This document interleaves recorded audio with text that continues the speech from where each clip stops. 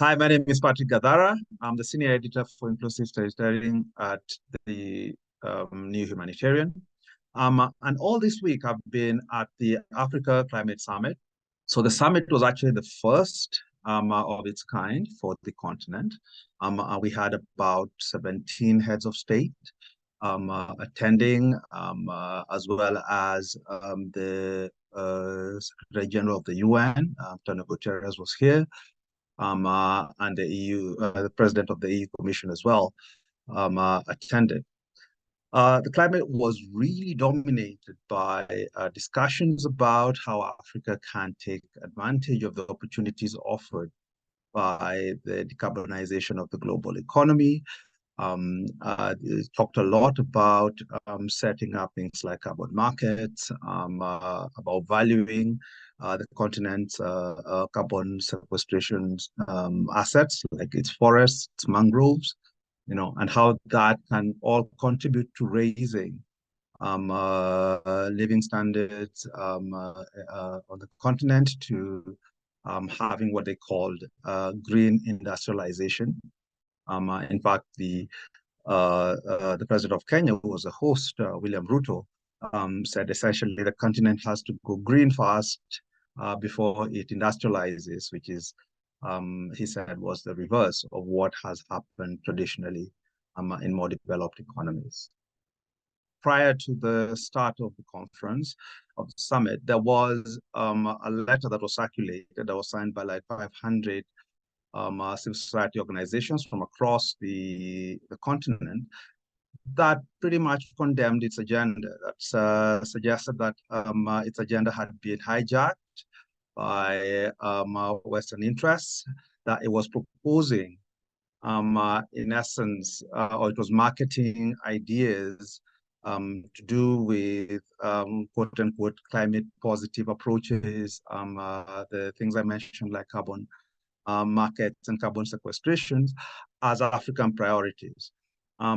They were more insistent that actually we're not going to grow our way out of this problem, that there has to be much more insistence on cutting global emissions, on action from the rich countries to cut global emissions to meet the 1.5% on the transfer of funds down to African and global South economies that have been really been hit hard by climate change, both economies and peoples, to be sure. So yeah, there was a lot of protests on the sidelines of the summit, and actually these civil society activists organized their own African climate. They called it the Africa People's Climate Assembly. That was kind of like a rival to this. It was much smaller. The African Climate Summit had about 30,000 delegates.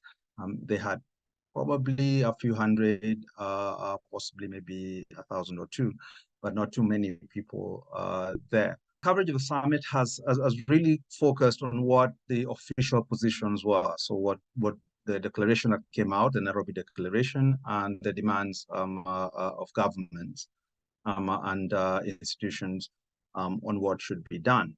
As I said, a lot of that was focused more on the market approaches, on bringing in the private sector, on building out opportunities for people essentially to profit from the crisis.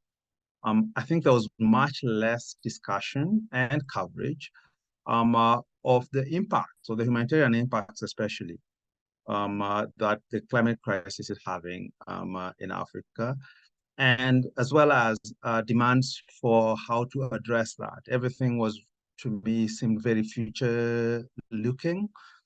Talking about, raising standards, things that will happen in coming years. But the crisis is here with us now.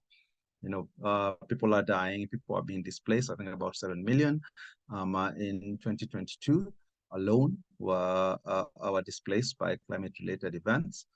So that for me was really missing. And I think partly that was pushing a lot of the opposition to what was on the agenda for the summit. Now, that said, there was some mention about the need for example, the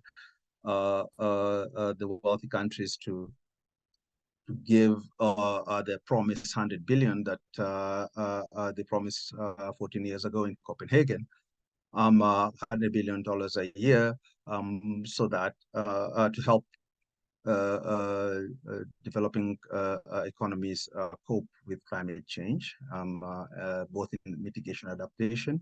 There was call in the Nairobi Declaration to operationalize the loss and damage fund that was agreed last year in Sharm el-Sheikh. However, I think that was sort of muted, compared to the rhetoric around setting up the carbon markets, about valuing, for example, African